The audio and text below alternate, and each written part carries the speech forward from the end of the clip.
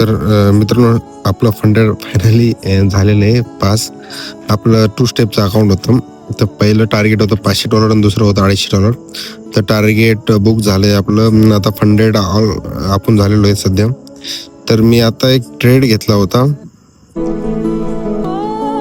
बघा. आता माझा पहिला $110 एसील गेला आणि आता एक $84 प्रॉफिट झालेलं आहे. तर मी नेट टू नेट एक $20 मायनसमध्ये आहे सध्या.